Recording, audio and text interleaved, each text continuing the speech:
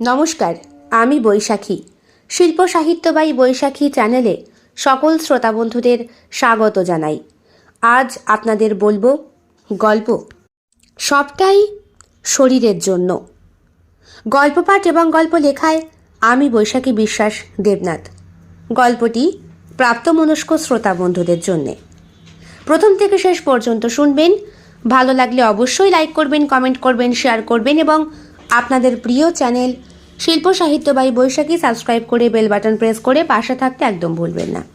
বন্ধুরা, শিল্প সাহিত্য বাই বৈশাখী এখন চলে এসেছে ইউটিউব মিউজিক পডকাস্টে।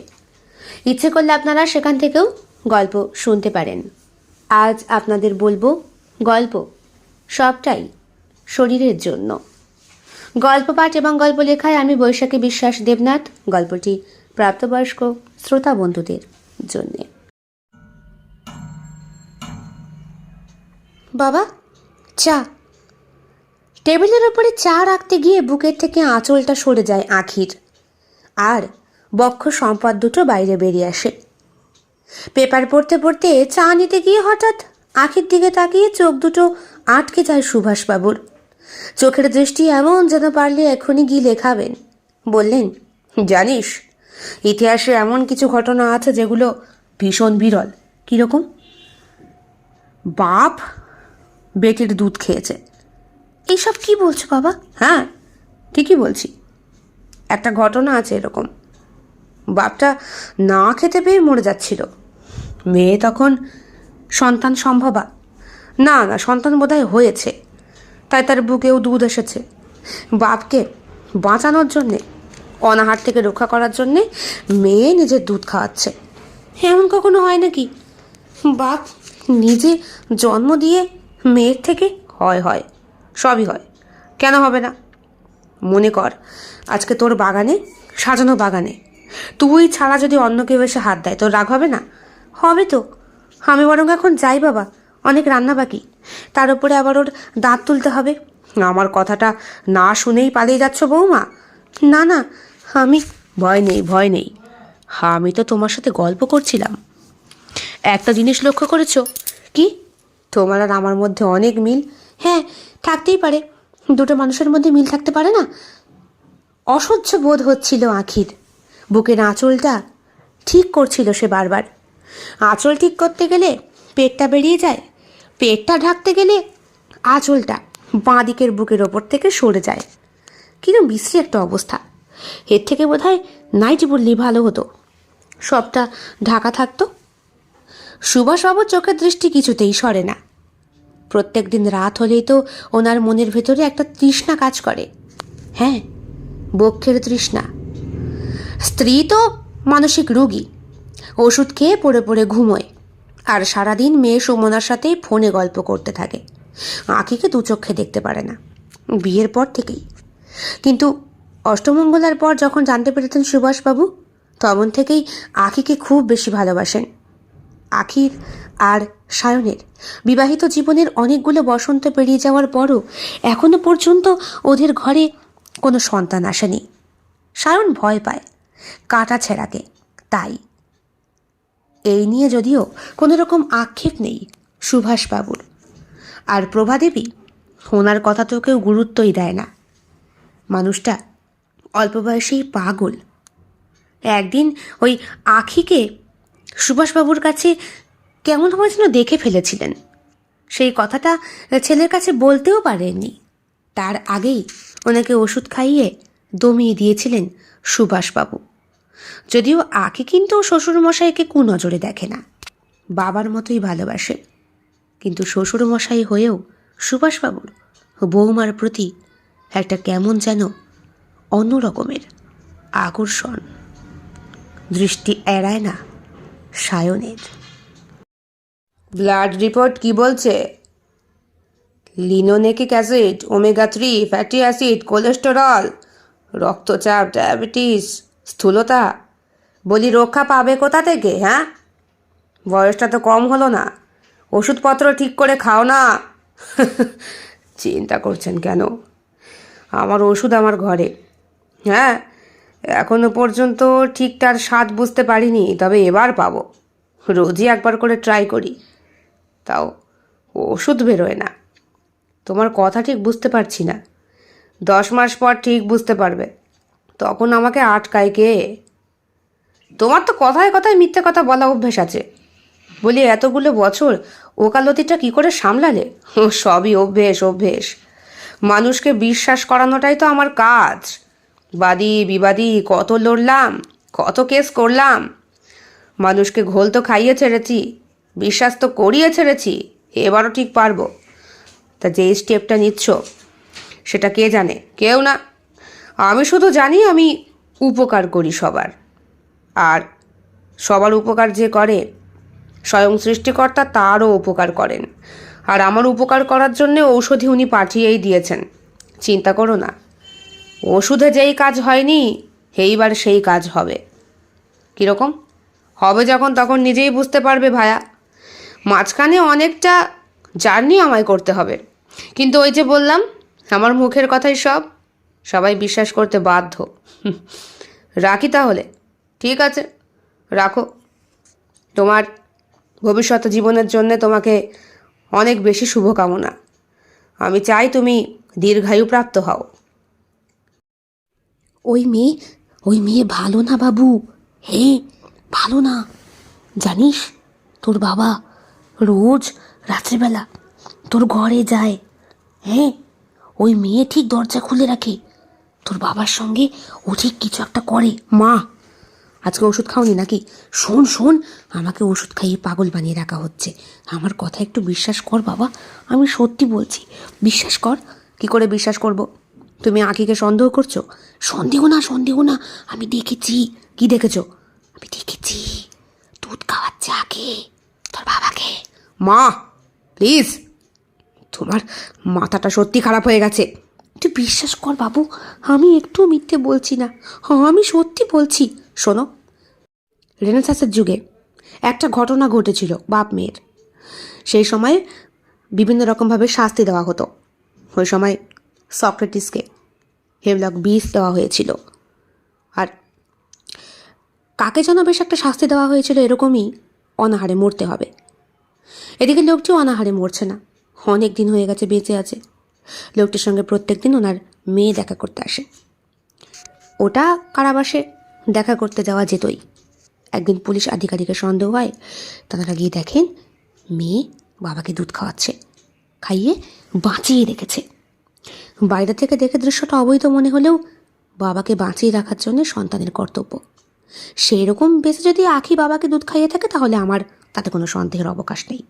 বাবু তুই বিশ্বাস কর, তোর বাবা লোকটা ভালো না, উনি একদম ভালো না। মা, তোর বাবা ভালো না। তোর বাবার জন্য আমার ওইটা। এখন ওষুধ খাওনি কেন প্রভা? সারাদিন মেয়ের সঙ্গে কথা বলে বলে মাথাটা অর্ধেক খারাপ হয়ে গেছে। বাবু তুই ঘরে যা। ঠিকই বলেছো বাবা, মাকে ওষুধটা দাও। মায়ের কথা না শুনেই ঘরে চলে যায় সায়ন। চলো, রেডি হয়েছো? হ্যাঁ, এই তো। এতক্ষণ কি করছিলে? বাবা এসেছিল তাই। বাবা কি করতে? টাকা দিতে। ও, বাবা আবার টাকা দিচ্ছে কেন? বলছে যদি লাগে। নিয়েছো? জোর করে দিল। ও ঠিক আছে, চলো। স্যার, আপনাকে বিরক্ত করলাম, এত রাতে ফোন করলাম। আরে ঠিক আছে। কি হয়েছে? স্যার, ঘণ্টাখানেক আগে আপনি দাঁত তুলে সেলাই করে দিয়েছেন, কিন্তু এখনও রক্ত বেরোচ্ছে। কতটা রক্ত বেরোচ্ছে? মুখ ভরে যাচ্ছে স্যার। বাথরুমে গিয়ে বা বেসিনে গিয়ে যখন কুলকুচি করছে তখন। আমি তো বললাম দাঁত তোলার পরে থুতু ফেলতে না, তাহলে বেশি রক্ত বেরোবে। কতটা করে বেরোচ্ছে? অনেকটা? হ্যাঁ স্যার, অনেকটা। ওই আচ্ছা শুনুন, এক কাজ করুন, আপনি ওই তুলো নিন। হ্যাঁ, ভালো তুলো কিন্তু, যেগুলো ডক্টরের কাজে ব্যবহার হয়। ওই তুলোটা জলে ভালো করে ভিজিয়ে ভালো করে চিপে একটা বেশ শক্তপোক্ত পুটুলি মতো দিয়ে গজ মতো বানিয়ে ওখানটা ভালো করে গুঁজে দিন, রক্তটা বন্ধ হবে। আচ্ছা স্যার, বলছি স্যার, রাতে যদি ফ্যান ভাত দিই কোনো অসুবিধা হবে? না, খুব গরম খাবার দেবেন না। ভাতটা ভালো করে চটকে একদম পাইল করে তবে দিন। দেখুন কি হয়, আশা করি অসুবিধা হবে না। আর রক্ত বন্ধ হওয়ার ওষুধটা? হ্যাঁ স্যার, আগেই খাইয়ে দিয়েছি, ফার্মেসিতে দাঁড়িয়েই। ঠিক আছে, দাঁতের যা পরিস্থিতি ছিল আপনি তো দেখলেনই। হ্যাঁ স্যার, আমি তো দেখলাম। আচ্ছা স্যার, এখন রাখি তাহলে। আচ্ছা আচ্ছা, রাখুন। কি বলল? তুমি বেশি কথা বলো না, তোমার দাঁত উঠেছে এমনিতেই। না মানে কি বললো? বললো যে ওই তুলো ভালো করে জলে ধুয়ে জলটা একদম চিপে ফেলে দিয়ে গজ মতো বানিয়ে ওখানটা মানে গুজে রাখতে, তাহলে তাহলে রক্ত বেরোনো কমবে, তাই তো বললো। আমি এক কাজ করি, বাবার কাছ থেকে তুলো নিয়ে আসি, বাবাকে আর বিরক্ত করতে হবে না। তার চেয়ে বরং চলো, সামনেই তো ফার্মেসি আছে। তুমি এই অবস্থায় হাঁটতে পারবে নাকি? খুব পারবো, রক্তটা বেরোচ্ছে বলেই ভয় করছে। আরেকবার হা করো তো দেখি। ইস, দেখেছ, জিভটাও ভরে যাচ্ছে রক্তে। তাই তো দেখছি, তুলোটা বরং দিই। দাঁড়াও, আমি বাবার কাছে একবার জিজ্ঞাসাই করে আসি না। যাও, দেখো দেয় কি না। দেবে না কেন? চাইলে নিশ্চয়ই দেবে। দেবে, কিন্তু অনেক ঘোরাঘুরির পর। তুমি যে সবসময় কি ভাবো বাবা। বলছি, তোমার কাছে তুলো হবে? তুলো কি করবে?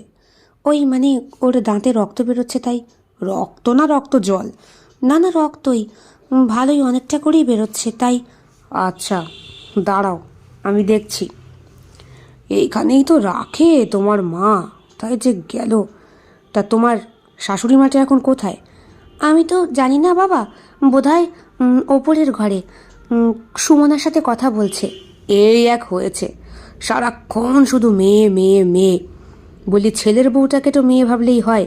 বাবা ওসব কথা এখন থাক না, দাও তাহলে খুব সুবিধা হয় বাবা। আচ্ছা আচ্ছা ঠিক আছে, দাঁড়াও দিচ্ছি।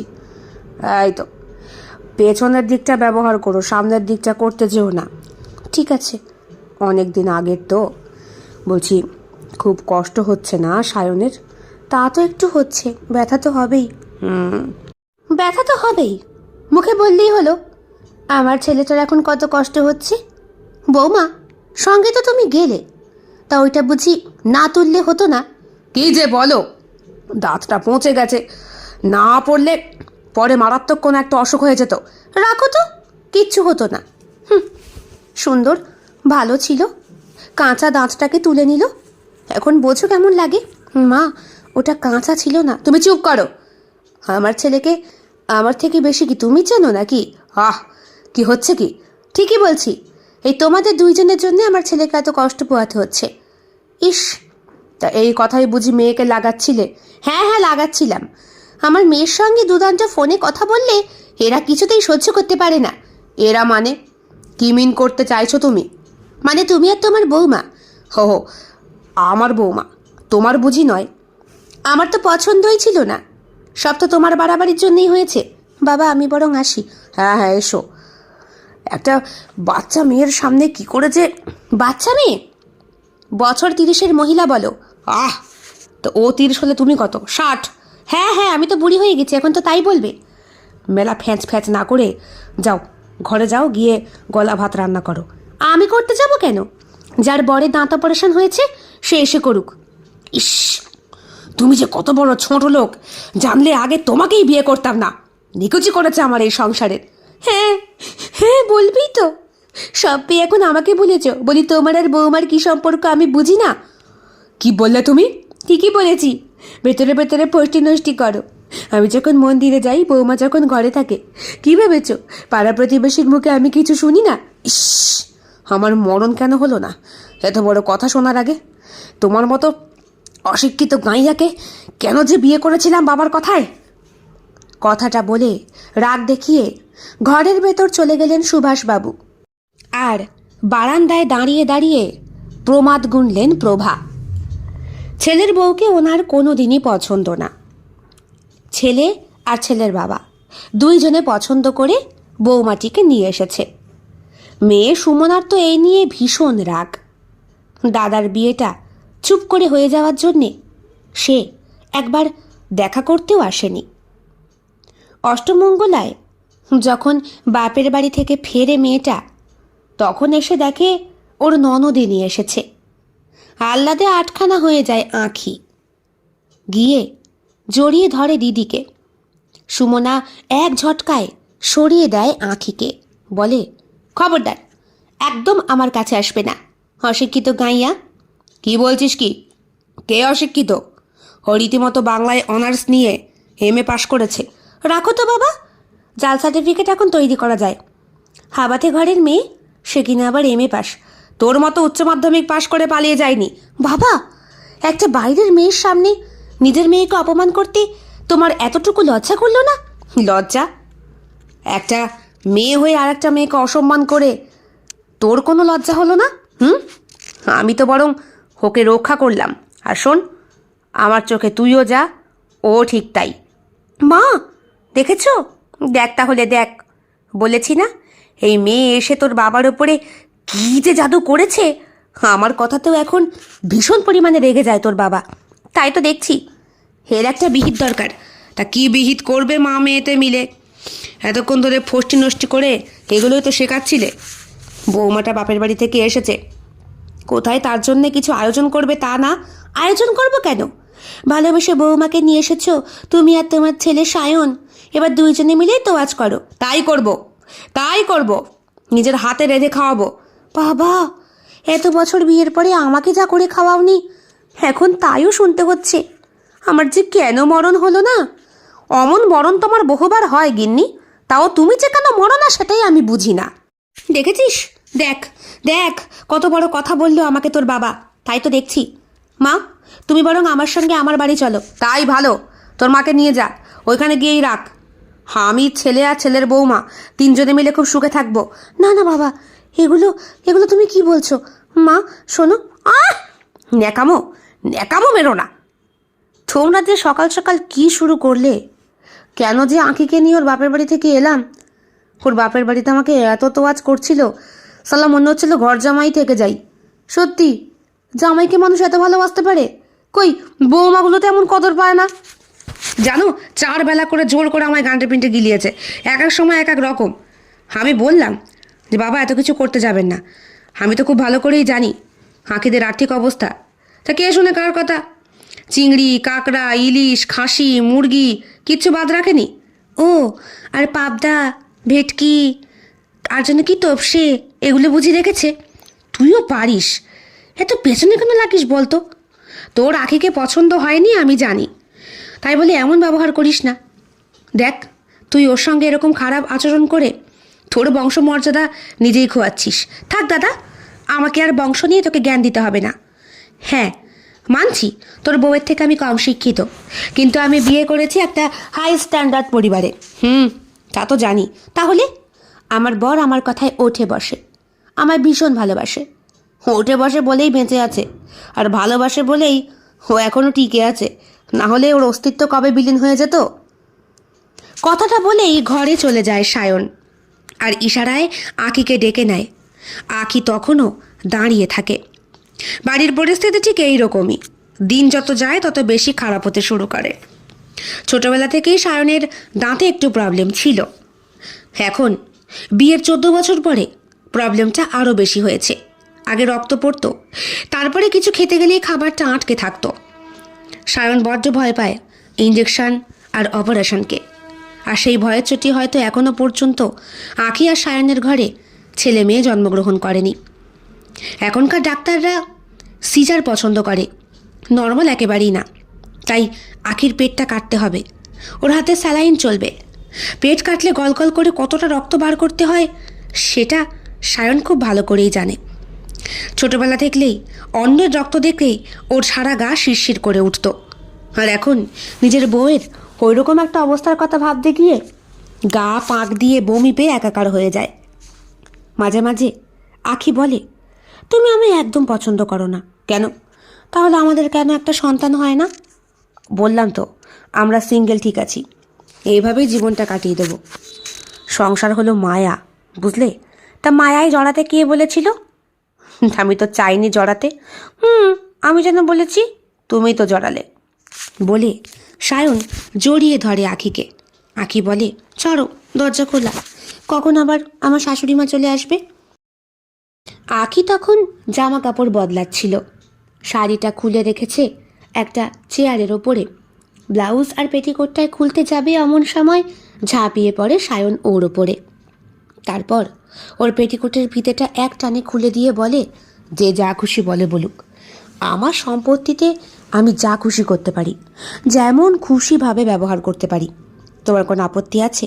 না, আমার নেই, তবে আমার শাশুড়ি মায়ের আছে। তোমার রাগ হয় না মায়ের ওপরে? না তো, মা শাসন করতেই পারে, এটা আমার রাগ হবে কেন? আর বাবা, উনি তো আমার বাবার মতোই, বলতে গেলে আমার বাবার থেকে অনেক বেশি। জানো, আমি কখনো ভাবতে পারিনি তোমার মতো একটা ছেলের সঙ্গে আমার বিয়ে হবে। কেন, আমি কি হাতি ঘোড়া নাকি? না না, তা বলিনি। হাতি ঘোড়া কিনা জানি না, তবে আমার কাছে তুমিই সব, বলে জড়িয়ে ধরে আখি সায়নকে। আর সায়নও হারিয়ে যায় আখির দুষ্টু নজরের মধ্যে। বলে, তোমার এই চোখ দুটো আর তোমার এই হাসি, এই দুটোই আমাকে পাগল করেছে। যখন কলেজে পড়তে তখন থেকেই তোমায় আমি লক্ষ্য রাখতাম। আমি জানতাম না তোমার বাবা যে ঠিকা মজুরের কাজ করে, আর কর্মীকর আমাদের অফিসেই একদিন এলো। আমি দেখলাম ঠিক কলেজ ছুটির টাইমে ওনার খুব তাড়া। কোথাও যাবেন? আমি গাড়ি নিয়ে বাড়ি ফিরছিলাম। উনি একটু ব্যতিব্যস্ত হয়ে আমার গাড়িটাকে দেখলেন আর আমাকে দেখলেন, তারপরে বললেন, বাবা যদি একটু আমাকে কলেজে পৌঁছে দাও। কলেজে কেন? আমার মেয়েটা। ও আচ্ছা আচ্ছা, আনতে যাবেন? হ্যাঁ, ছুটি হয়েছে, তার উপরে বৃষ্টি বাদলা আসতে পারে, সঙ্গে ছাতাও নেই। ছাতা দেননি কেন? আসলে বাবা, আমাদের ঘরে একটাই ছাতা, মেয়ে আমাকে জোর করে দিয়ে দিল, বলল তোমার বয়স হয়েছে, তুমিই রাখো, আমি একটু বৃষ্টিতে ভিজলেও কিচ্ছু হবে না। কিন্তু বাবা, আমি তো বাপ হয়ে জানি ওর অ্যাস্থেমার প্রবলেম আছে। ও ঠিক আছে, এক কাজ করুন, আপনি আমার গাড়িতে উঠে বসুন, আমি আপনাকে পৌঁছে দিয়ে আসছি। না না বাবা, তোমরা হলে মালিক শ্রেণী, হ্যাঁ আমরা হলাম। শুনুন, আমরা সবাই মানুষ, চলুন। তারপর আর কি, চলে গেলাম, গিয়ে দেখলাম আরে বাস, এত সুন্দর একটা মেয়ের বাবা এই লোকটি। হ্যাঁ, হতেই পারে, কার বীর্যে কী আছে কেউ তো বলতে পারে না। ধ্যাৎ, তুমি কি আমার জন্ম নিয়ে সন্দেহ প্রকাশ করছো? সন্দেহ প্রকাশ করি বা এখন কী হবে, যা হওয়ার তো হয়ে গেছে, বিয়েটা তো আমার সঙ্গেই হয়ে গেছে। ধ্যাৎ, এখন কি শুধু কথাই বলবে, আদর করবে না? করবো তো, আদর করার জন্যই তো আমি আছি। আমি পুরুষ, তুমি নারী, তোমাতেই আমি মরি। থাক, খুব হয়েছে। বলছি শোনো না, বলো, তোমার মনের ভেতরে কি একটুও দুঃখ হয় না আমার মা যে তোমার সঙ্গে এমন করে? শোনো, মেয়েরা স্বামীর কাছে ভালোবাসা পেলে সব কিছু সহ্য করতে পারে, তাই তোমার মা যদিও আমায় কিছু বলে থাকে, আমি কিচ্ছু মনে করি না, বিশ্বাস করো। ওনার হয়তো আমাকে অপছন্দ, কিন্তু এমন এক দিন আসতে পারে যখন উনি আমাকে পছন্দ করবে। হ্যাঁ, নিশ্চয়ই পছন্দ করবে। তোমার মতো লক্ষ্মীমন্ত বউকে যে পছন্দ করবে না সে শালা মানুষই না, বলে স্ত্রীর ওপরে ঝাঁপিয়ে পড়ে সায়ন। স্বামীর ভালোবাসা ছিল বলেই এই যাত্রায় আঁখি বেঁচে গেছে। রাত্রিবেলা খাবার টেবিলে বসে আর এক হাঙ্গামা কাণ্ড শুরু হয়। সায়ন ভাত খেতে পারছে না, দাঁতে প্রচণ্ড যন্ত্রণা হচ্ছে এবং একটা অসহ্য রকমের দপদপানি ভাব, তার সঙ্গে রক্তটা বেরিয়েই যাচ্ছে। রাতের খাওয়া দাওয়া শেষ করে ঠিক রাত 11:30 নাগাদ আঁখি সাহস করে ডক্টরকে একবার ফোন করে। ডক্টর নেহাতি ভালো মানুষ, ফোন রিসিভ করেন এবং বলেন, আপনি এক কাজ করুন, আপনার বাড়িটা কোথায়? আপনার ফ্ল্যাটের কাছেই স্যার। আপনি ওনাকে নিয়ে একবার চলে আসুন, আমি একবার চেক আপ করে দিই। আচ্ছা স্যার, চলো, যেতে বললেন? হ্যাঁ এখন? হ্যাঁ, এত রক্ত বেরোচ্ছে, আরেকবার চেক আপ করে আসি।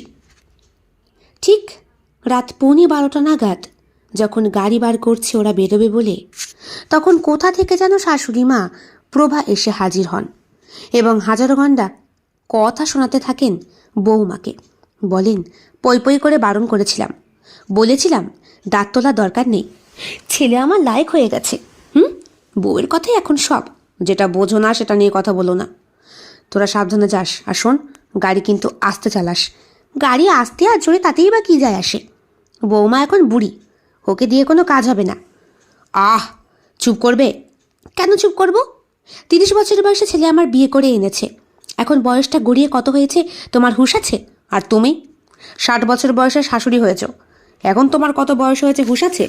এই বয়সে খাসির মাংসটা খেতে নেই, কিছু ত্যাগ করতে হয়। চুপ করো তো। বৌমা বৌমা বৌমা, সারাদিন বৌমা। দেখো, এই মেয়েই তোমাকে একদিন ফাঁসাবে। হয়েছে, তাহলে তোমাকে আরও একটা জন্ম নিতে হবে। তোমরা ঝগড়া করো বাবা, আমার এমনি ভালো লাগছে না, আমি আসি। বলে সায়ন স্ত্রীকে গাড়িতে বসিয়ে রওনা দেয়। যেতে যেতে বলে, ভাল লাগে না, এই বাড়িতে আমার থাকতে আর ভাল লাগে না, লাইফটা হেল করে ছাড়লো। ওরম বলতে নেই, তোমার মা না? মা না ইয়ে, যেই মা ছেলের সুখ দেখতে পারে না। কে বলেছে? তোমাকে ভালোবাসে, আমাকে সহ্য করতে পারে না। আর তোমাকে ভালোবাসে বলেই তো তোমার দাঁত, দুধের দাঁত আমি তুলে ফেলেছি বলে আমার ওপরে এত রাগ। হ্যাঁ, সেই দুধ তো এখন ওনার নেই, তোমার হয়ে গেছে, সেই জন্যে। আর সেটাই আমার দাঁত খেয়েছে। থাক, মুখে অসভ্য কথা কিছুতেই যাবে না। চলো। ডাক্তারদের বাড়ির সামনে গাড়ি দাঁড় করিয়ে দুইজনে মিলে নেমে যখন ফোন করতে যাবে, তখন দেখে ডক্টর নিচে থেকেই দরজা খুলছেন। হয়তো দেখতে পেয়েছেন। আসুন আসুন, ভেতরে আসুন। এটা কখন দিয়েছিলেন? তা প্রায় ধরুন স্যার 8 ঘন্টা আগে। 8 ঘন্টা আগে সামান্য এইটুকু রক্ত বেরিয়েছে বলে এত তোলা?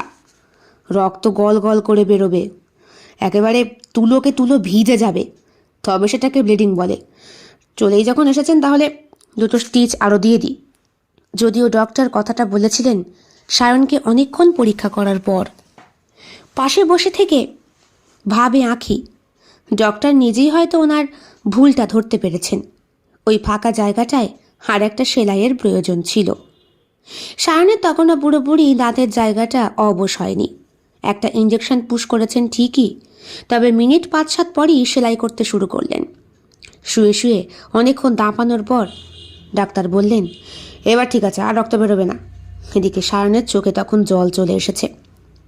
ঠিক আছে ঠিক আছে, কিচ্ছু হবে না, খানিকক্ষণ বসে তারপরে যান।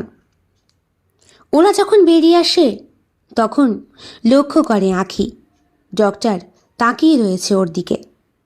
ডক্টর যেন কিছু বলতে চায়, তবে কেনই বা আঁখি শুনতে চাইবে একটা পরপুরুষের থেকে? সায়নকেও বড্ড বেশি ভালোবাসে। সায়ন ছাড়া এই পৃথিবীতে ওর আর কেউ নেই। বাবা মা তারা তো আছেনই, কিন্তু সেই ভালোবাসা দেওয়ার জন্যে স্বামী ছাড়া আর কে আছে? গাড়ি করে যখন ওরা বাড়ি ফেরে তখন রাত প্রায় 1:45টার কাছাকাছি। দরজা খুললেন শ্বশুর মশাই। সায়ন তখন কথা বলতে পারছে না। বৌমার হাতে ঠান্ডা একটা আইসক্রিম দেখে শ্বশুরমশাই জিজ্ঞেস করলেন, কী ব্যাপার, আবার আইসক্রিম? হ্যাঁ বাবা, ওকে আবার 2টো সেলাই দিয়েছে। কি? হ্যাঁ। ইস, গ্যাপিং ছিল? হ্যাঁ, অনেকটা। ডক্টর নিজেই হয়তো বুঝেছেন, তাই। ঠিক আছে ঠিক আছে, তা এই কথাটা তোমার শাশুড়ি মাকে আর বলতে হবে না। তা কেন? আমাকে কেন বলবে? আমি তো তোমাদের বর। আহ, শুনতে পেয়ে গেছো? তা পাবো না? তুমি কি ভেবেছ আমি ঘুমিয়ে পড়েছি? কোথায় আমার ছেলে, কোথায়? ইস, বাবার মুখটা একেবারে শুকিয়ে গেছে। শোন বাবা, আজকে তুই আমার সঙ্গে ঘুমো। বিরক্ত স্বরে তাকায় সায়ন। প্রথমে তাকায় ওর বাবার দিকে, তারপরে তাকায় বউয়ের দিকে। বাবার দিকে তাকিয়ে রয়েছে একটা কারণেই, বাবা যাতে মাকে একটু বোঝায়। কিন্তু শ্বশুরমশাই বললেন, হ্যাঁ হ্যাঁ, তুই তোর মায়ের কাছেই থাক, আমি বরং অন্য ঘরে গিয়ে ঘুমোই। বাবা কেন এমন করলো? খানিকটা অবাক লাগে সায়নের। বাবা তো সবসময় মায়ের বিপরীতে যায়, আজ আবার কি এমন হলো? সেই দিন রাতে অনিচ্ছা সত্ত্বেও মায়ের কাছেই ঘুমোতে হয় সায়নকে। বউয়ের থেকে মা বেশি ভালোবাসবে, এটাই ভেবেছিল হয়তো প্রভা দেবী। ছেলের মাথায় হাত বুলিয়ে দিতে দিতে বললেন, তুই ঘুমো, আমি তোর মাথায় হাত বুলিয়ে দিই। হাতটাকে ছিটকিয়ে সরিয়ে দেয় সায়ন। মুখের ভাবটা এমন যেন, তুমি সরো তো। একটু সরে গিয়ে বসেন প্রভাদেবী, বলেন, অমন কেন করিস? হ্যাঁ, তোকে আমি কত ভালোবাসি। তোর বউটা ভালো না, শোন, তোর বউটা সত্যিই ভালো না। বিয়ের পর তোর বাবার ওপরে কী যে করেছে। সায়ন রাগের চোটে ঘর থেকে বেরিয়ে যেতে গেলেই প্রভাদেবী বলেন, ঠিক আছে আমি চুপ করছি, তবে একদিন শুনে রাখিস, তোর মা বাজে কথা বলে না, তোর মা ঠিক কথাই বলে। হুম হুম, ঠিক আছে। এমন করলো সায়ন, তার মানে অনেক হয়েছে, তোমার লেকচারটা এবার বন্ধ করো। রাতটা কোনো রকমে পার করে ভোরবেলায় মায়ের ঘর থেকে বেরিয়ে নিজের বউয়ের ঘরের দিকে আসতে শুরু করে সায়ন। হঠাৎ দাঁড়িয়ে যায় ঠিক ব্যালকানির কাছটায়। দোতলায় ওর শোয়ার ঘর, নিচে বাবা মা ঘুমন, আর সুমনা মাঝে মধ্যে যখন শ্বশুরবাড়ি থেকে এই বাড়িতে বেড়াতে আসে তখন সে ঘুমোয় একটা গেস্ট রুমে। আগে সুমনার জন্য যেই ঘরটা বরাদ্দ ছিল সেই ঘরটা এখন ঠাকুর ঘর হয়েছে। সুমনা 6 মাসে 9 মাসেও না, ওই বছরে মাঝে মধ্যে আসে, থাকে না। ওর শ্বশুরবাড়ি নাকি বিরাট বড় লোক, যদিও এখনো পর্যন্ত দেখার সৌভাগ্য হয়নি আখির। সায়নও কোনো দিন নিয়ে যাওয়ার চার করেনি। বোনের সঙ্গে দাদার সম্পর্ক খুব একটা ভালো না। কিন্তু হঠাৎ করে বারান্দার কাছে দাঁড়িয়ে সায়ন দেখতে পায় বাবা বেরোচ্ছে ওর ঘর থেকে। এত রাতে বাবা আকির ঘর থেকে কেন? নাকি সারা রাতে ওই ঘরে ছিল? দ্যাট কী সব ভাবছি। বাবা তো আকিকে মেয়ের নজরে দেখে, তাহলে কেন এসব হবে? আমি বরং উল্টোপাল্টা না ভেবে হাত মুখটাই ধুয়ে আসি। দেখি, মুখের ভেতরটা অসহ্য লাগছে, রক্ত পড়াটাও এখন বন্ধ হয়ে গেছে। সায়ন বাথরুমের দিকে চলে যায়। হাত মুখ ধুয়ে ভালো করে ফ্রেশ হয়ে যখন বেরোয় তখন দেখে ওর ঘরে গিয়ে আখি অঘরে ঘুমোচ্ছে। চোখ দুটো নির্লিপ্তভাবে, মুখটা সামান্য খোলা। ওর ঘুমের অবস্থা দেখে মনে হচ্ছে কত রাত পর মেয়েটা শান্তিতে চোখ দুটো বুজে ঘুমোচ্ছে। বাবা কি আদৌ ওর ঘরে এসেছিল, নাকি পাশের ঘরের গেস্ট রুমে বাবা ঘুমিয়েছে? হিসাবটা ঠিক বুঝে উঠতে পারে না সায়ন। সেই দিন সায়নের আর অফিস যাওয়া হয় না। সারাদিন বাড়িতে বউয়ের কাছাকাছি থেকে বউয়ের সেবা যত্নে অনেকটা সুস্থ হয়ে ওঠে। বিকেলের দিকে আখিকে বলে, চল একটু ঘুরে আসি। তোমার মাথা খারাপ? তোমার এখন শরীরের কী অবস্থা? তুমি যাচ্ছ ঘুরতে? মা যদি জানতে পারে না, কান ধরে ঘর থেকে বের করে দেবে। দিক না, সেটাই তো চাই। থাকতে কে চায়? কালকে রাতে আমাকে ছেড়ে ঘুম হয়েছে তোমার? হবে না, জম্পিস ঘুম হয়েছে। প্রত্যেক দিন রাত্রেবেলা তুমি আমাকে বিরক্ত করো, কালকের ঘুমটা আমার পরিপূর্ণ হয়েছে। হো, তাই না? আমি জ্বালাই? জ্বালাও তো।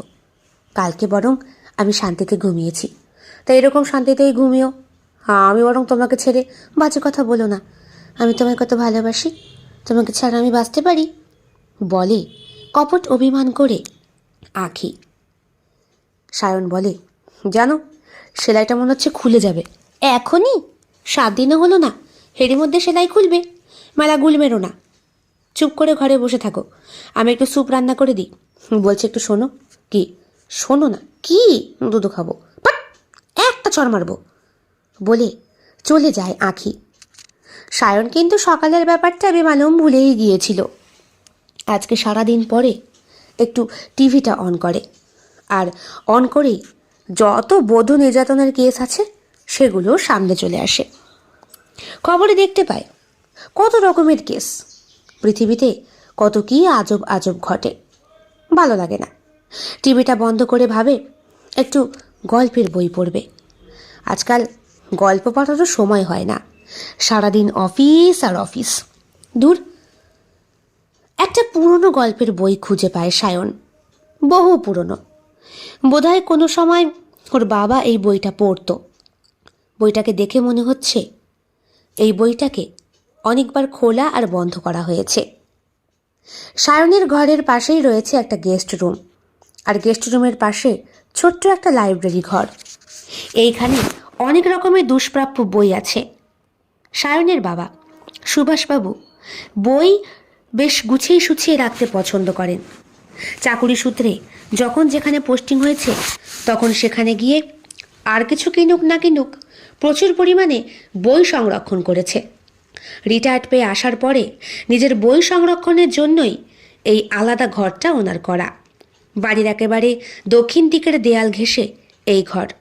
গোটা ঘরে একটাও জানালা নেই, অথচ ঘরটা অসম্ভব রকমের ঠান্ডা আর শান্ত। দরজা রয়েছে ঢোকার আর বেরোনোর। একবার যদি কেউ ঢুকে যায় তাহলে এইটুকু ঘরের মধ্যেই বইয়ের গোলক ধাঁধায় হারিয়ে যেতে বাধ্য। এইখানে অনেক বই, যেগুলো অনেক লেখকের নিজস্ব সই করে দেওয়া। একটা সময় সায়নের ঠাকুরদা এসব সাহিত্য চর্চার মধ্যে নিজের জীবন অতিবাহিত করেছিলেন। কিছুটা রয়ে গেছে সুভাষবাবুর মধ্যেও, তবে সায়নের মধ্যে লেখালেখির কোনো রকম গুণই প্রকাশ পায় না।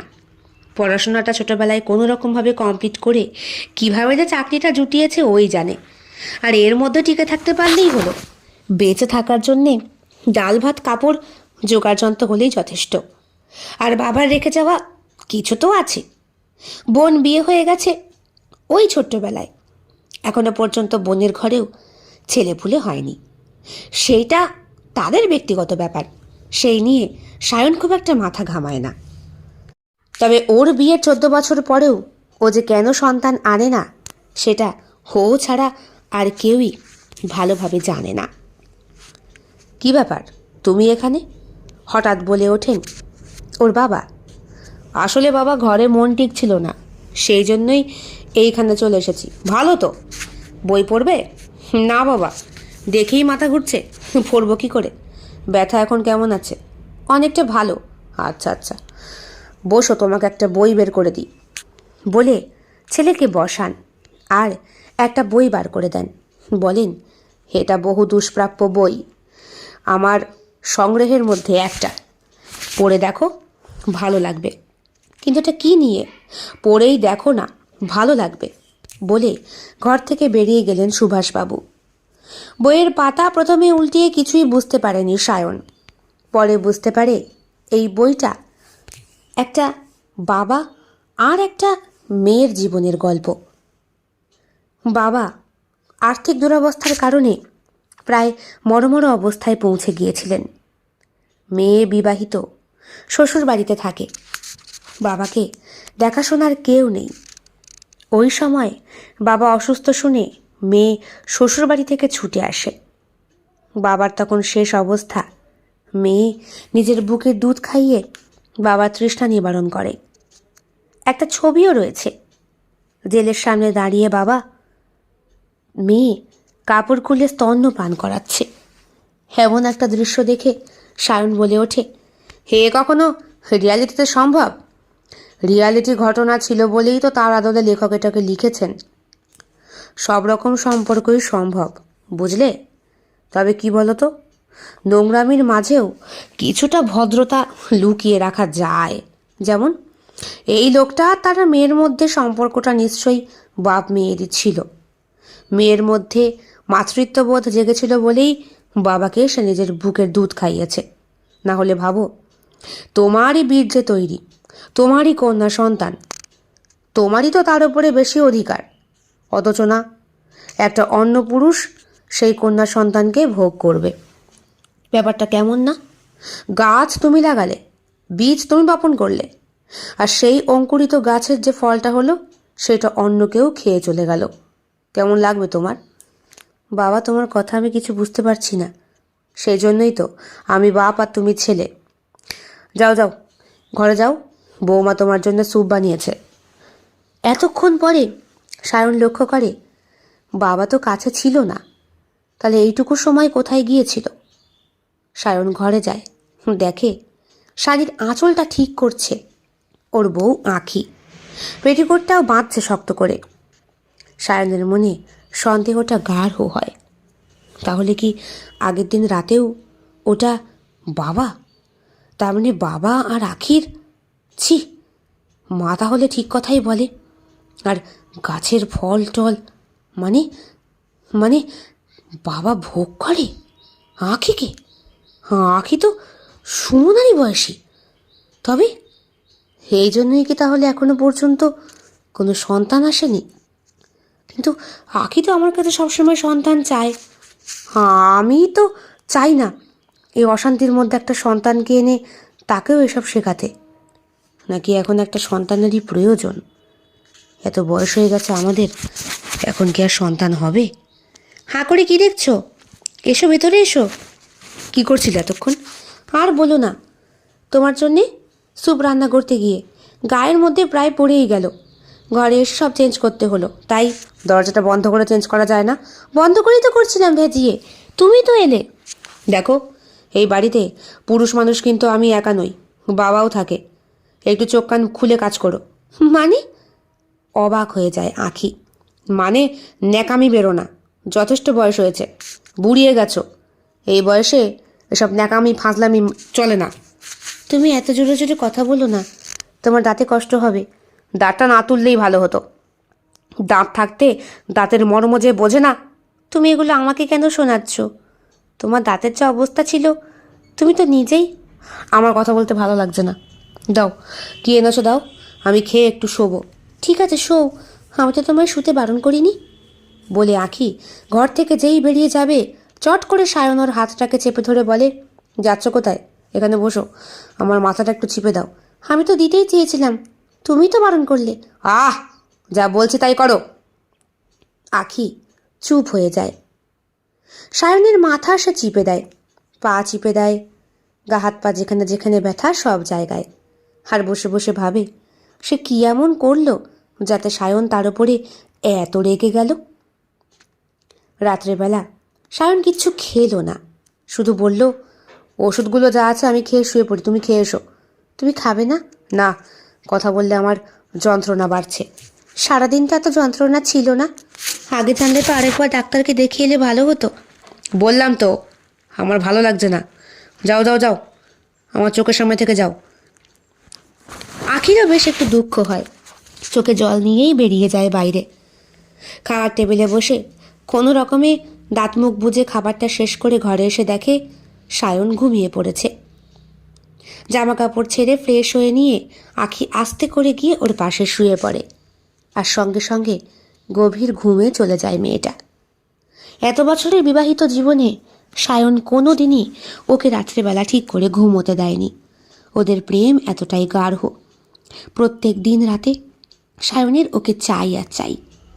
তাই তো বিয়ের পর যখন জোর ভাঙতে বাপের বাড়ি গিয়েছিল, ঠিক 2 দিনের মাথায় তখনই সায়ন গিয়ে হাজির। পাড়া প্রতিবেশী, আখির বন্ধু বান্ধবী সবাই তো সেই নিয়ে কি ঠাট্টা। ওদের বিয়েটা চুপিসারে হয়েছিল, রেজিস্ট্রি অফিসে, তারপরে মন্দিরে গিয়ে।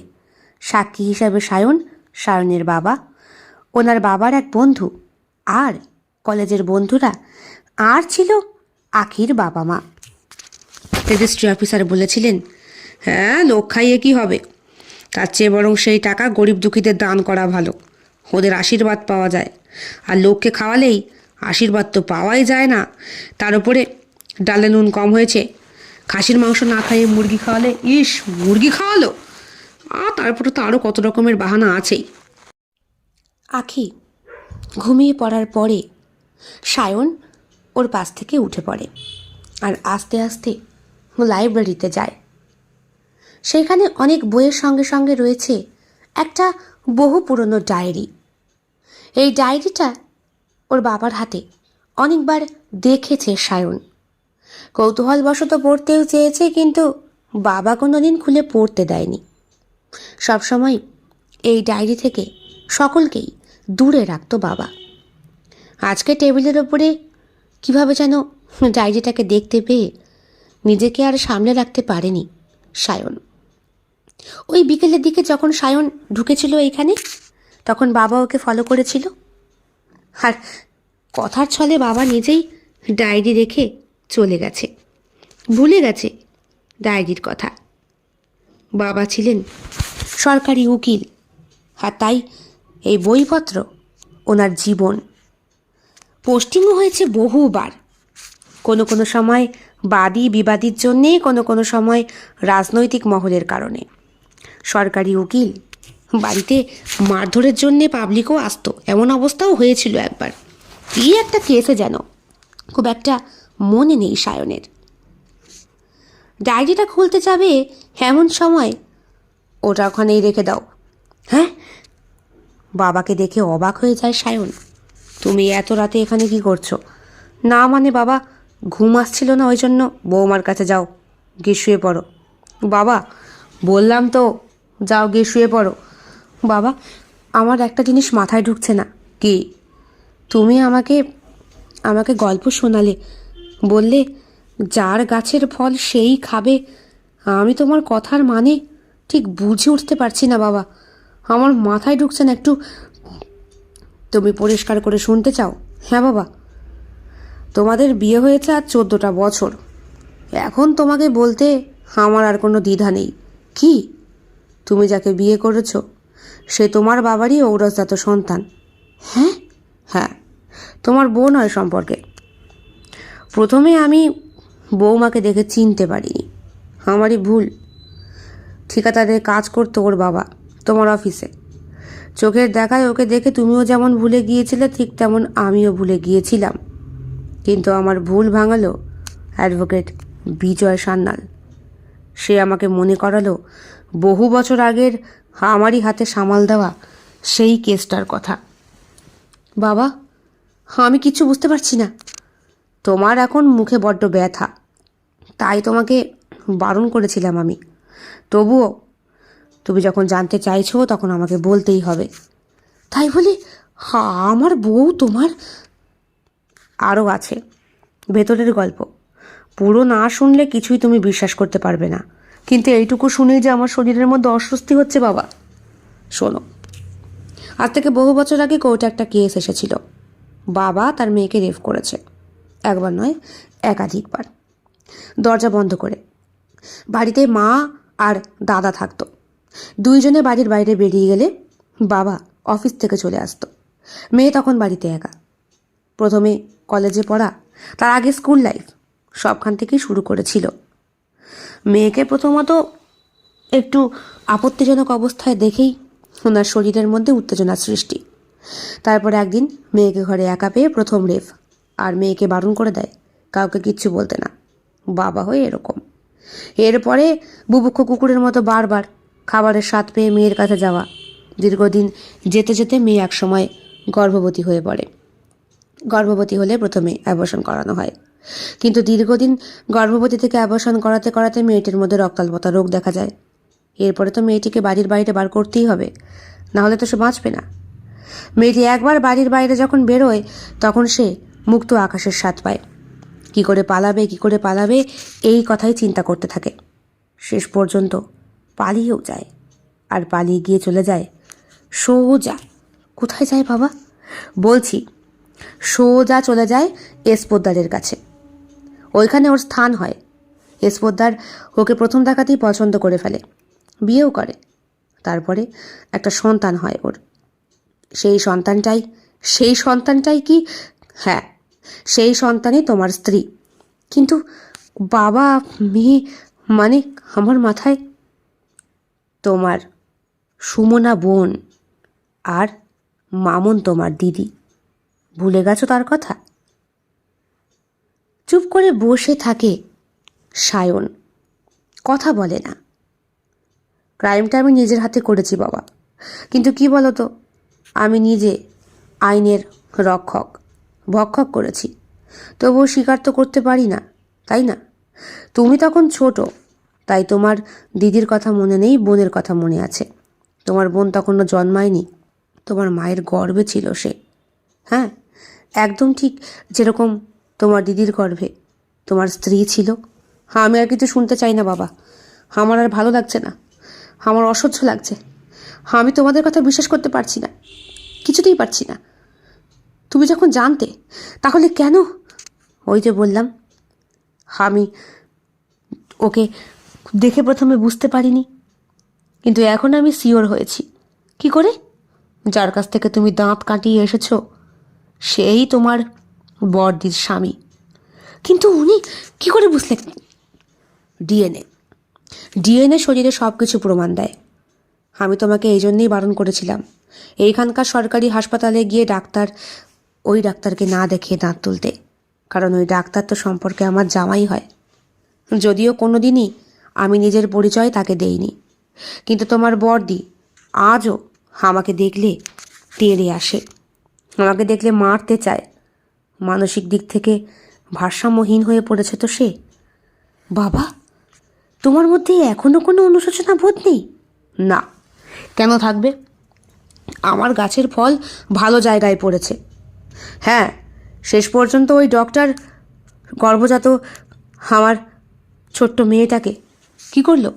সিজার করে বার করে ফেললো, বার করে আস্থা করে ফেলে দিয়ে আসলো।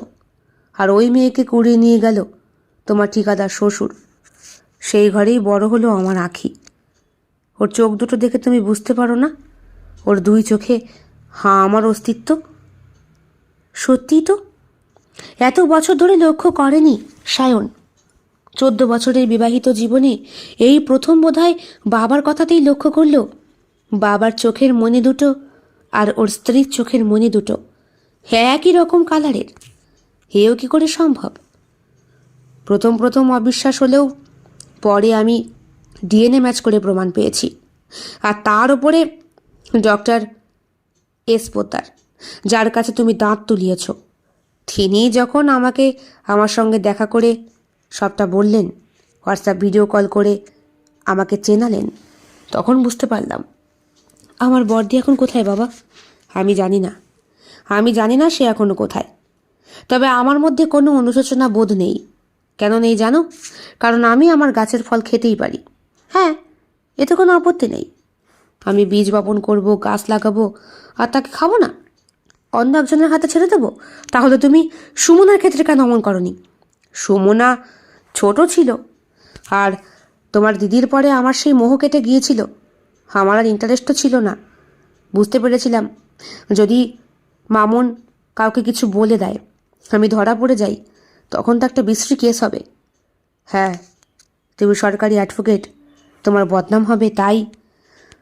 আর এখন যখন তুমি জানতেই পেরেছ, ভুলে যাও। এসব কথা কেউ বেশি দিন মনে রাখে না। সময় পরিস্থিতিতে খবরও ঘুরে বেড়ায়, বুঝলে? যখন কোনো পাঁচমেশালি ভালো গল্প চলে আসবে, ভালো একটা খবর যেটা টিআরপি বাড়াবে, তখন ওইসব বস্তা পচা খবরকে কেউই শুনতে আসবে না। কিন্তু আমি যে সব শুনেছি বাবা।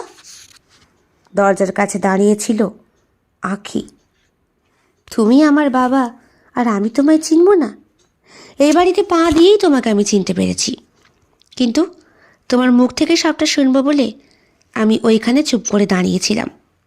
থ্যাংক ইউ গো, তুমি আমার পাশে থেকেছো তাই। ছেলের দিকে তাকান সুভাষবাবু। তুই? আমি প্রথমে আঁচ করতে পারিনি বাবা। তারপরে যখন রাত্রেবেলা ঘুমানোর আগে আঁখি আমাকে বলল তোমার সাথে ওর ঠিক কী সম্পর্ক, তখন আমি চলে এলাম লাইব্রেরিতে। আমি জানতাম তুমি আসবে, আর এসে তোমার কৃতকর্মের কথা আমাকে বলবে। প্রত্যেক দিন রাতে তুমি নিজেও আঁখির কাছে যাও, কারণ আঁখির মধ্যে তুমি নিজের অস্তিত্বকে খুঁজে পাও। তোমার মা মানে আমার ঠাকুমার চোখের মণি আর তোমার চোখের মণি একই রকম ছিল। তোমার ঔরাসে জন্ম তোমার এই সন্তানের চোখের মণিও ওই রঙের হওয়ায় তুমি আঁখির কাছে এসে আঁখির ঘুমের ঘোরে আঁখির স্তন পান করে যেতে। আঁখির শরীরে তুমি তোমার মায়ের গন্ধ পেতে। আর এমনই কোনো একটা দৃশ্য কখন মা দেখে ফেলেছিল, তাই মাকে তুমি পাগলের ডাক্তার দেখিয়ে মাথার ওষুধ খাইয়ে আমাদের কাছে এমন প্রমাণ করলে যে মা পাগল। মা যা বলে ভুল বলে, মা আঁখিকে সহ্য করতে পারে না। কিন্তু মা তো প্রথম থেকেই আঁখিকে দেখে চিনতে পেরেছিল হোক কে। মাঝখান থেকে একটা মানুষকে পৃথিবী থেকে চলে যেতে হলো, সুমনা। সুমনা যখন জানতে পারবে দিদির মামনের এমন হাল হয়েছিল, তখন দিদি তোমাকে আর সুমনা এই দুইজন তোমাকে কখনো ক্ষমা করতে পারবে তো বাবা? বললাম তো, আমার গাছের ফল আমি খেতেই পারি। তুমি চাইলে এখন আমাকে জেলে ধরাতেই পারো, কিন্তু আমার অস্তিত্ব কখনো বিলীন হবে না। আমি জন্মাতে থাকছি আর জন্মাবো। আমাদের জন্মানো কেউ কখনো আটকাতে পারবে না। শোনো, এই সৃষ্টি ব্রহ্মার হাতে। ব্রহ্মা নিজেই একসময় তার কন্যা মানে তার দুহিতার প্রতি আকর্ষিত হয়েছিলেন, বিবাহও করেছিলেন এবং জন্মও দিয়েছিলেন সন্তানের। তারা যদি দোষ না করতে পারে, তাহলে আমরা তো মানুষ, আমরাই বা দেহের দিকে তাকিয়ে নিজের লোভ কী করে সামলাবো বলো? নারীটাকে সৃষ্টিকর্তা এমন ভাণ্ডার দিয়ে তৈরি করেছেন যে 6 থেকে 60 পুরুষের ক্ষমতা নেই তার লোলুপতা থেকে নিজেকে সরানো। আমার ভাবতে কি অবাক লাগছে, তুমি এতগুলো কথা অনুশোচনা বোধ না করে কি করে বলে চললে? কারণ আমার অনুশোচনা হচ্ছে না। আমি প্রথম জীবনে আমার মেয়েকে দেখে আকর্ষিত হয়েছি, আমি মানছি।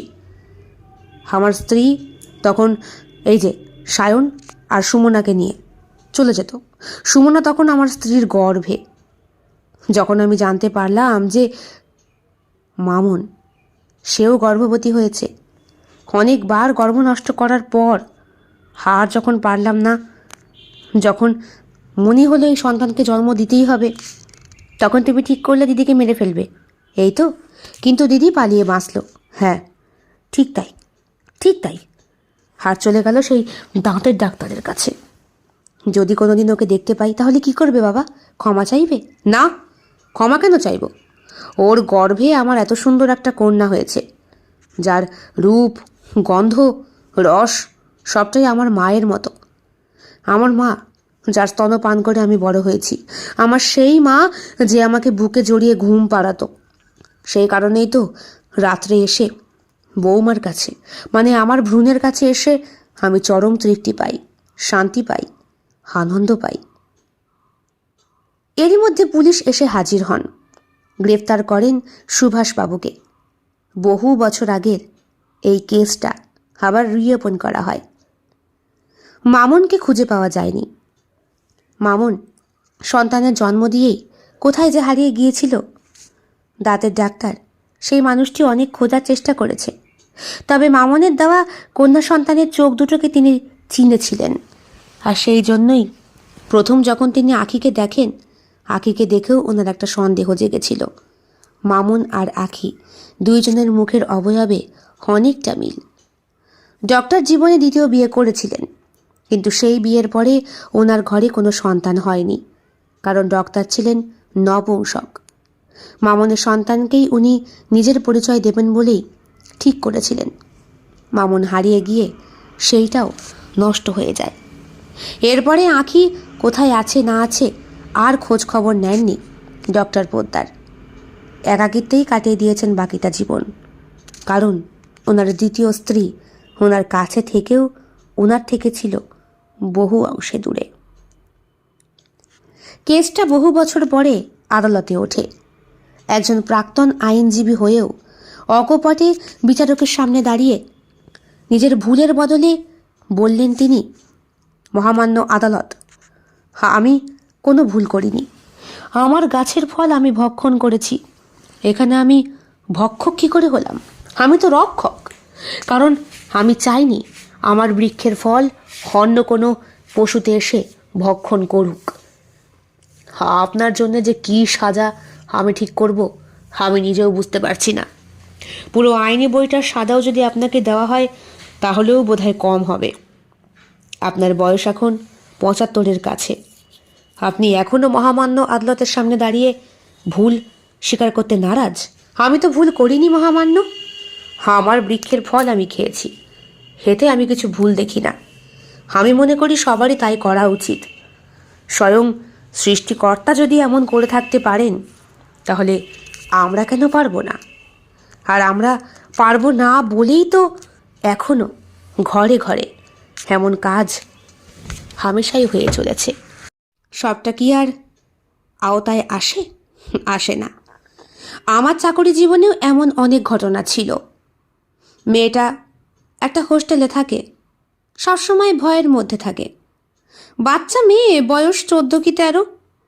সেই মেয়েকে যখন লেডি পুলিশ ধরে বেঁধে জিজ্ঞাসা করলো, তখন ও জানায় ওর নিজের কাকা ওর শরীর নিয়ে খেলা করত। কাকার কোনো সাজা হয়নি, কিন্তু উপরন্তু মেয়েটাকেই দোষারোপ করা হলো। বলা হলো ওর এরকম বাড়তি গরমই নাকি দায়ী, তাই ওকে পাঠিয়ে দেওয়া হলো হোস্টেলে। মেয়েটা যখন ওর শেষ বয়ান দেয়, তখনই লেডি পুলিশ অফিসার সবটা নোট করেন। শেষ বয়ান তার একটাই কারণ, হোস্টেলেও ওর কাকা ওকে ছাড়েনি। দেখা করতে যাওয়ার সুযোগে, একা থাকার সুযোগে মেয়েটিকে আবার রেপ করে। বাড়ি থেকে দূরে এসেও রেপের শিকার হয়ে মেয়েটি আত্মহত্যা করতে বাধ্য হয়। মহামান্য, এমন প্রচুর ঘটনা দেখতে দেখতে আপনার মাথার বাকি চুলগুলো পেকে যাবে, তাও আপনি দোষীদের শাস্তি দিতে পারবেন না, কারণ আমরা তো দোষ করিই না। যত দোষ সব তো তার। উনি সৃষ্টি করেছেন নারী পরিপূর্ণভাবে ভক্ষণের জন্য, আর আমি রক্ষক হয়েও ভক্ষক, কারণ আমি চাইনি আমার থেকে বেশি আমার মেয়েকে কেউ বুঝতে পারবে না। আর সেই জন্যই তো ওর সবটা আমার। প্রত্যেক দিন রাত্রেবেলা ঘুম পাই কেন বলো তো দুধটা খাওয়ার পর? তাই তো দেখছি ইদানিং একটু বেশি হচ্ছে। তোমার আর বেশি আর কম কি? তুমি তো বিছনায় শুয়ে আগে শুরু করে দাও। সেই জন্যই তো দুধটা আমি পরে খাই। এই শোনো, রাত্রেবেলা শোয়ার আগে দরজাটা ভালো করে বন্ধ করো। এই দরজা তুমি বন্ধ করো না? না তো, আমি তো ভাবি তুমি বন্ধ করো। কি করবো বলো তো?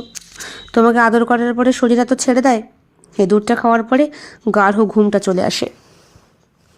দুইজনে মিলে ঘুমিয়ে পড়ার পরে ঘরে প্রবেশ করে তৃতীয় একজন ব্যক্তি। সেই ব্যক্তি প্রবেশ করে সোজা চলে আসে বধূ আখির একেবারে বুকের কাছে। আখির গায়ে তখন এক খণ্ড বস্ত্রও নেই, একটা পাতলা চাদরে শরীরটা ঢাকা। কিছুক্ষণ আগেই স্বামী স্ত্রীর মধ্যে আদি মেলামেশার পর গরম গ্লাসে দুধটা খেয়ে দুইজনেই ঘুমে দিশেহারা। আখির শরীরের ওপর থেকে চাদরের আবরণীটা সামান্য একটু নামিয়ে ওর বক্ষ দুটো থেকে আসলে সে চুষতে শুরু করে সেই তৃতীয় ব্যক্তিটা।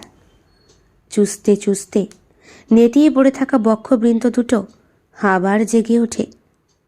ওই ব্যক্তির এক হাত বাম দিকে আর মুখ ডান দিকে আসলে সে গ্রহণ করছে সেই দুধের স্বাদ।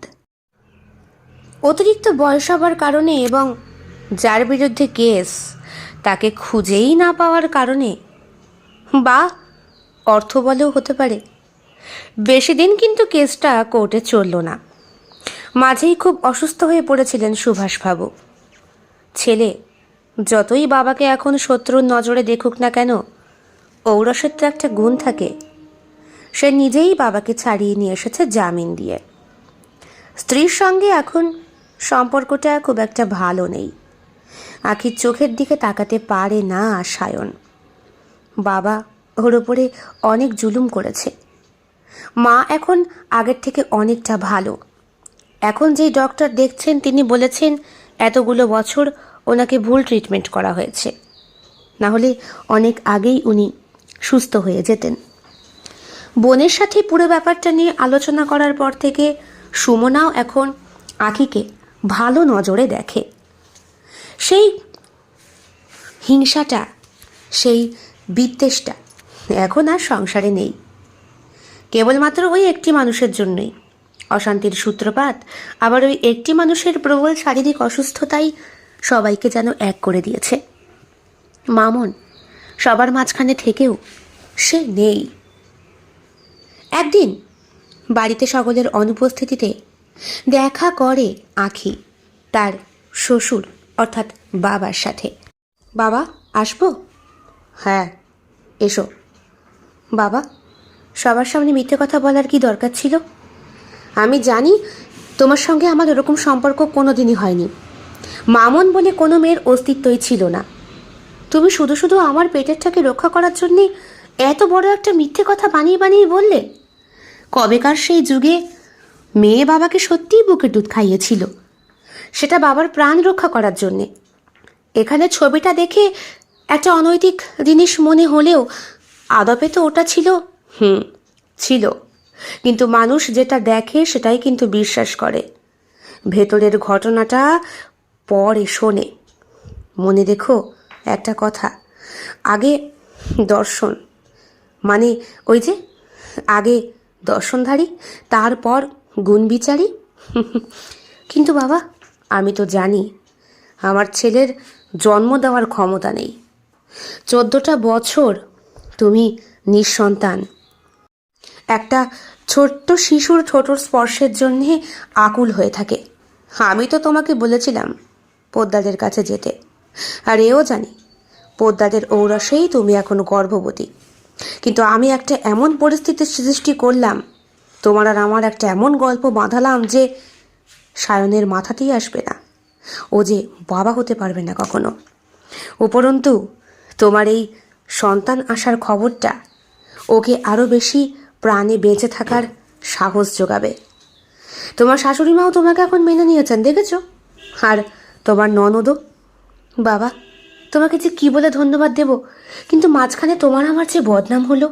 শুধু শুধু তুমি বড়দিকে নিয়ে। তোমাদের বড়দির কলঙ্ক ছিল মা। সে বিয়ের আগে গর্ভবতী ছিল, তারপর সে পালিয়ে যায়। তার খোঁজ আর কোনো দিনই পাইনি। তোমার চোখের মনি দুটো আমাকে আকর্ষিত করেছিল, কারণ তোমাদের বড়দিরও চোখের মনি একই রকম ছিল। একটাই শুধু কথা, তোমাকে আমার মেয়ের মতোই দেখতে বলেই আমি আরও বেশি তোমায় মেনে নিয়েছি। আর এখন তোমার এই পেটেরটার জন্য আমি থাকব। যদিও সায়ন কোনো দিনই জানতে পারবে না এটা টেস্ট টিউব। ও জানবে এটা ওরই ঔরস। কেবলমাত্র আমিই জানবো তো যে আমার পেটেরটা ডক্টর পোদ্দারের। উনিই দিয়েছেন স্পার্ম, আর সেইটাই আমার গর্ভে ডক্টর বুশ করেছেন। এই তো। থ্যাংক ইউ বাবা। কিন্তু আমার মনে হয় এই ঘটনাটা আরেকটু অন্যরকম করে যদি তুমি বলতে তাহলেও ভালো হতো। অন্তত তোমার বদনাম রটতো না।